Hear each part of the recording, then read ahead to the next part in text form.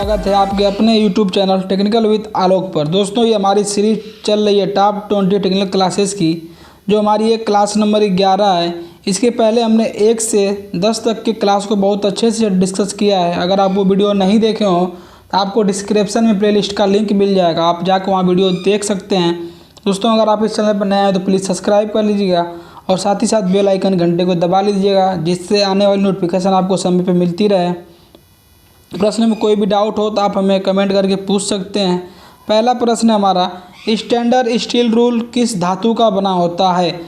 Option A spring steel, option B stainless steel, option C mild steel, D कोई नहीं। जो इसका right answer है दोस्तों हमारा option number B stainless steel. हमारा स्टैंडर्ड रूल स्टेनलेस स्टील का बना होता है। दोस्तों, आपसे पूछा जाता है कि स्टील रूल कितने साइज में पाया जाता है, यानी स्टील रूल का साइज।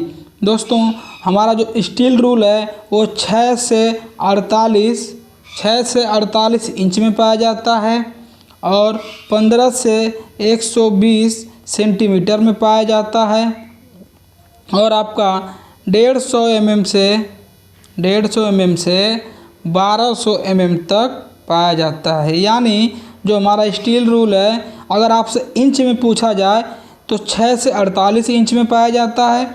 अगर सेंटीमीटर में पूछा जाए तो 15 से 120 सेंटीमीटर में पाया जाता है और आपसे mm में पूछा जाए तो 150 से 1200 mm तक हमारे स्टील रूल के साइज होते हैं। आपसे एक और प्रश्न पूछा जाता है कि साधारण कार्य के लिए क्या पूछा जाता है? साधारण कार्य के लिए स्टील रूल का साइज। साधारण कार्य के लिए किस साइज का स्टील रूल का उपयोग करते हैं? तो करते हैं दोस्तों 150 से 300 mm तक। साधारण कार्य के लिए हम 150 से 300 mm तक वाले साधारण स्टील रूल का उपयोग करते हैं। नेक्स्ट प्रश्न है हमारा 2 नंबर का, सोल्डरिंग आयरन का टिप यानी पॉइंट बना होता है। दोस्तों, जो हमारा सोल्डरिंग आयरन है उसका पॉइंट किस मटेरियल का बना होता है? तो option A tin, option B steel, option C mild steel, option D copper. तो दोस्तों, जो इसका राइट आंसर होगा हमारा option number D copper. Soldering iron का जो पॉइंट होता है वो कॉपर के मटेरियल का बना होता है। नेक्स्ट प्रश्न हमारा 3 नंबर का, काउंटर बोरिंग के लिए किया जाता है। दोस्तों, काउंटर बोरिंग हमारा ऑपरेशन है वो किसके लिए किया जाता है, क्यों किया जाता है? ऑप्शन ए छेद के व्यास को बड़ा करने के लिए, ऑप्शन बी है होल को फिनिश करने के लिए, ऑप्शन सी है सॉकेट हेड स्क्रू के लिए, ऑप्शन डी है इनमें से कोई नहीं। तो जो इसका राइट आंसर होगा दोस्तों हमारा option number C socket head screw के लिए। काउंटर बोरिंग जो हमारा ऑपरेशन होता है वो सॉकेट हेड स्क्रू के लिए किया जाता है। अगर आपसे प्रश्न पूछा जाता है कि छेद के व्यास को बड़ा करने के लिए कौन से ऑपरेशन का उपयोग किया जाता है? दोस्तों, छेद के व्यास को बड़ा करने के लिए हम काउंटर बोरिंग ऑपरेशन करते हैं। एक और प्रश्न आपसे पूछा जाता है कि होल को फिनिश करने के लिए कौन से ऑपरेशन का उपयोग किया जाता है? दोस्तों, होल को फिनिश करने के लिए हम रीमिंग ऑपरेशन करते हैं। नेक्स्ट प्रश्न हमारा 4 नंबर का, सतह के खुरदरेपन को क्या कहते हैं? Option A waviness, option B roughness, option C hillness, option D smoothness. दोस्तों, जो इसका राइट आंसर होगा हमारा ऑप्शन नंबर बी रफनेस। सतह के खुरदरेपन को हम रफनेस कहते हैं। नेक्स्ट प्रश्न है हमारा 5 नंबर का, बाह्य माप यानी बाहरी माप देखने के लिए लिमिट गेज निम्नलिखित में से कौन सा है? दोस्तों, हमें बाहरी माप को देखना है। ऑप्शन में दिए गए 3 गेज हैं, इसमें से बताना है कि कौन सा गेज है। तो option A plain ring gauge, option B है taper ring gauge, option C है thread ring gauge, option D है सभी। तो दोस्तों, जो इसका राइट आंसर होगा हमारा ऑप्शन नंबर डी सभी। बाहरी माप देखने के लिए हम प्लेन रिंग गेज का भी उपयोग करते हैं, टेपर रिंग गेज का भी उपयोग करते हैं, स्क्रू थ्रेड रिंग गेज का उपयोग करते हैं, यानी ऑप्शन डी हमारा राइट आंसर है। नेक्स्ट प्रश्न हमारा 6 नंबर का, निम्न में से किस तापमान पॉइंट पर तेल वाष्पीकरण हो जाता है। दोस्तों हमें बताना है कि वो कौन सा तापमान का पॉइंट है जो हमारा तेल है वो वाष्पीकरण के रूप में हो जाता है। तो ऑप्शन ए है पोर पॉइंट, ऑप्शन बी है फायर पॉइंट, ऑप्शन सी है फ्लैश पॉइंट, ऑप्शन डी है कोई नहीं। तो जो इसका राइट आंसर होगा दोस्तों हमारा option number C flash point. Flash point जब हमारा जो तापमान होगा तो हमारा जो तेल है वो वाष्पीकरण हो जाता है। दोस्तों आपसे प्रश्न पूछा जाता है कि पोर पॉइंट के बारे में, तो लुब्रिकेंट जिस तापमान पर बहाना रुक जाता है वो पोर पॉइंट कहलाता है। यानी हमारा जो लुब्रिकेंट है जिस तापमान पर बहाना यानी बहाना बंद कर दे हो जाता है तो वो कौन सा पॉइंट कहलाता है, पोर पॉइंट कहलाता है। नेक्स्ट प्रश्न हमारा 7 नंबर का, बोल्ट की चूड़ी के किस भाग को क्रेस्ट कहते हैं। ऑप्शन ए सबसे निचले, ऑप्शन बी सबसे ऊपर, ऑप्शन सी मध्य, ऑप्शन डी इनमें से कोई नहीं। तो जो इसका राइट आंसर होगा हमारा ऑप्शन नंबर बी सबसे ऊपर। बोल्ट के सबसे ऊपरी भाग को हम क्रेस्ट कहते हैं। नेक्स्ट प्रश्न हमारा 8 नंबर का, टीपीआई निम्नलिखित को मापने की इकाई है। ऑप्शन ए तार की मोटाई, ऑप्शन बी नट का व्यास, ऑप्शन सी नट की चूड़ियों की पिच, ऑप्शन डी बोल्ट की लंबाई।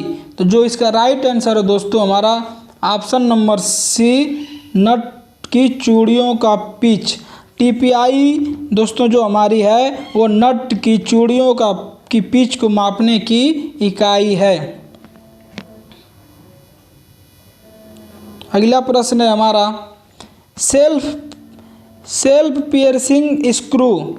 ऑप्शन ए केवल चूड़ी काटते हैं, ऑप्शन बी केवल सुराख करते हैं, ऑप्शन सी सुराख करते हैं और चूड़ी भी काटते हैं, डी कोई नहीं। तो जो इसका राइट आंसर होगा हमारा ऑप्शन नंबर सी सुराख करते हैं और चूड़ी भी काटते हैं। नेक्स्ट प्रश्न हमारा 10 नंबर का, किस स्क्रू को खोलने और कसने के लिए एलन की का प्रयोग किया जाता है। दोस्तों वो कौन सा हमारा स्क्रू है जिसको खोलने या कसने के लिए हम एलन की का उपयोग करते हैं। Option A square head screw, option B hexagonal socket head screw, option C countersink head screw, option D pan head screw. जो इसका राइट आंसर होगा हमारा option number B hexagonal socket head screw. Hexagonal socket head screw को खोलने या कसने के लिए हम एलन की का उपयोग करते हैं। नेक्स्ट प्रश्न है हमारा 11 नंबर का, किस धातु की बनी चादर मुलायम एवं भारी होती है। इनका प्रयोग उच्च करोजन अम्लों की टैंक बनाने के लिए करते हैं। Option A tin sheet, option B aluminium sheet, option C GI sheet, option D सीसा शीट। तो जो इसका राइट आंसर होगा हमारा ऑप्शन नंबर डी सीसा शीट। दोस्तों कोरोजन अम्लों की टैंक बनाने के लिए हम सीसा शीट का उपयोग करते हैं। प्रश्न हमारा 12 नंबर का, किस धातु की चादर डेयरी उद्योग, खाद्य सामग्री, रासायनिक संयंत्रों तथा रसोई का सामान बनाने के लिए करते हैं। तो option A stainless steel, option B है जीआई शीट, सी है तांबा शीट, डी लेड शीट।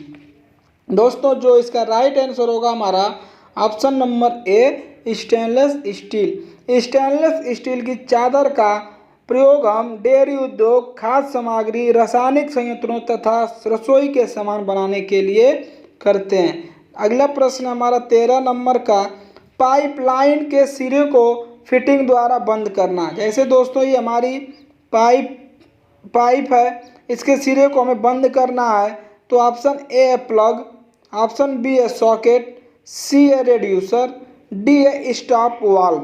दोस्तों जो इसका राइट आंसर होगा हमारा ऑप्शन नंबर ए प्लग। प्लग का प्रयोग करके हम पाइपलाइन के सिरे को बंद कर सकते हैं। आपसे एक प्रश्न पूछा जाता है कि दो पाइप को एक सीध में जोड़ने के लिए किसका प्रयोग किया जाता है। यानी दोस्तों दो पाइप को एक सीध में जोड़ने के लिए हम सॉकेट का उपयोग करते हैं। किसका उपयोग करते हैं? सॉकेट को। नेक्स्ट प्रश्न हमारा 14 नंबर का, मेटिंग पार्ट्स के आकार में अवकाश अंतर कहलाता है। Option A fit, option B है लिमिट, ऑप्शन सी है टॉलरेंस, ऑप्शन डी अलाउंस। तो जो इसका राइट आंसर होगा दोस्तों हमारा option number D allowance. Mating part में जो के आकार में जो अवकाश अंतर है वो अलाउंस कहलाता है। नेक्स्ट प्रश्न है हमारा 15 नंबर का, फिटिंग पार्ट के बीच जानबूझकर रखे जाने वाला अंतर होता है। दोस्तों जो हम फिटिंग पार्ट करते हैं उसके बीच में हम जानबूझ के कुछ अंतर रखते हैं, उसको हम क्या बोलते हैं? ऑप्शन ए अधिकतम लिमिट, ऑप्शन बी न्यूनतम limit, option C allowance, option D tolerance. तो जो इसका राइट आंसर होगा हमारा option number C allowance. Fitting part के बीच जानबूझ के जो हम अंतर रखते हैं दोस्तों उसको हम अलाउंस कहते हैं। नेक्स्ट प्रश्न हमारा 16 नंबर का, फेस प्लेट का प्रयोग करते हैं। ऑप्शन ए फिनिश जाब को पकड़ने के लिए, ऑप्शन बी है जाब को सहारा देने के लिए, ऑप्शन सी है गोल जाब को पकड़ने के लिए, ऑप्शन डी है अनियमित जाब को पकड़ने के लिए। तो जो इसका राइट आंसर है हमारा ऑप्शन नंबर डी अनियमित जाब को पकड़ने के लिए। फेस प्लेट का प्रयोग हम अनियमित जाब को पकड़ने के लिए करते हैं। दोस्तों आपसे पूछा जा रहा है कि जाब को सहारा देने के लिए, दोस्तों जाब को सहारा देने के लिए हम एंगल प्लेट का उपयोग करते हैं। अगर गोल जाब को पकड़ने के लिए पूछा जाए तो गोल जाब को पकड़ने के लिए हम भी ब्लॉक का प्रयोग करते हैं। भी ब्लॉक का आपसे ग्रेड पूछा जाए तो भी ब्लॉक का ग्रेड हमारा होता है ए और बी। अगर एंगल प्लेट का आपसे ग्रेड पूछा जाए तो एंगल प्लेट का ग्रेड हमारा होता है 1 और 2। नेक्स्ट प्रश्न हमारा 17 नंबर का, निम्न में से कौन सा कथन सही है?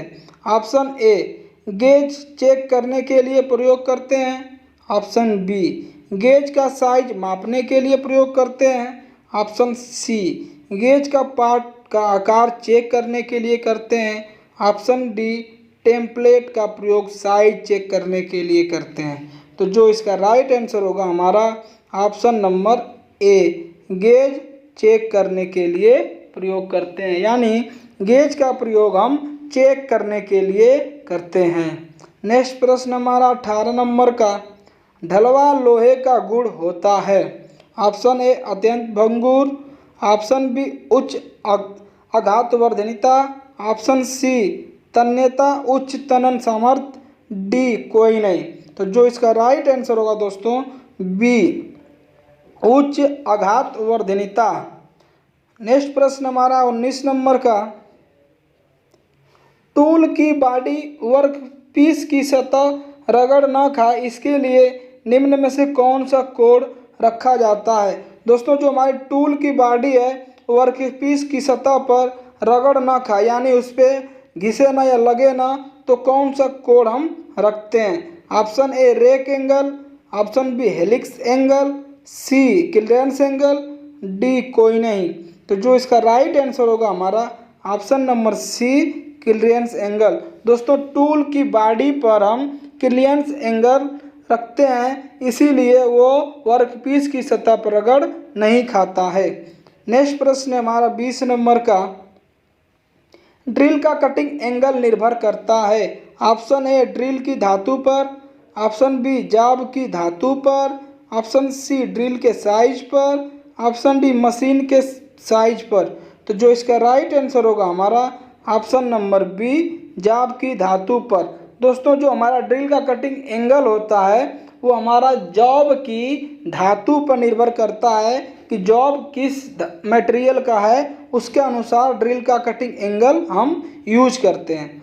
नेक्स्ट प्रश्न है हमारा 21 नंबर का, निम्नलिखित में से कौन सा RA मान सरफेस रफनेस के ग्रेड N12 को प्रकट करता है? तो ऑप्शन ए है 6.3, ऑप्शन बी है 25.0, ऑप्शन सी है 12.5, डी है 50। तो जो इसका राइट आंसर होगा दोस्तों हमारा ऑप्शन नंबर डी 50। नेक्स्ट प्रश्न हमारा 22 नंबर का, थंब स्क्रू प्राय हाथों के द्वारा ही खोले या कसे जाते हैं, इनके हेड का आकार होता है। तो option A oval, option B है countersink, option C oval countersink, option D है फ्लैट। तो जो इसका राइट आंसर होगा हमारा ऑप्शन नंबर डी फ्लैट। जो थंब स्क्रू हैं दोस्तों उसके जो हमारा हेड का आकार होता है वो फ्लैट होता है। नेक्स्ट प्रश्न है हमारा 23 नंबर का, खोखले पैनल बनाते समय मैलेट का प्रयोग किया जाता है। तो ऑप्शन ए है बोसिंग मैलेट, ऑप्शन बी है end faced mallet, option C है साधारण मैलेट, डी कोई नहीं। तो जो इसका राइट आंसर होगा दोस्तों हमारा option number A bossing mallet. Next प्रश्न हमारा 24 नंबर का, निम्न में से कौन सा एक जोड़ अस्थाई प्रारूप का है? तो ऑप्शन ए है बोल्टेड जोड़, ऑप्शन बी है बेल्ट जोड़, सी है नकेल जोड़, डी है सार्वत्रिक जोड़। तो जो इसका राइट आंसर होगा हमारा ऑप्शन नंबर बी बेल्ट जोड़। नेक्स्ट प्रश्न है हमारा 25 नंबर का, बेयरिंग क्लियरेंस चेक किया जाता है। ऑप्शन ए है वर्नियर कैलिपर, ऑप्शन बी है बोर गेज, ऑप्शन सी है inside micrometer, D feeler gauge. तो जो इसका राइट आंसर होगा option number D feeler gauge. Bearing की क्लियरेंस को चेक करने के लिए हम फिलर गेज का उपयोग करते हैं। अगर आपसे वर्नियर कैलिपर के बारे में पूछे कि वर्नियर कैलिपर का लिस्ट काउंट क्या होता है तो 0.02 mm, इंच में पूछा जाए तो 0.001 इंच होता है। दोस्तों अगर आप इस चैनल पर नए हैं तो प्लीज़ सब्सक्राइब कर लीजिएगा, साथ ही साथ दोस्तों के साथ शेयर करिए वीडियो।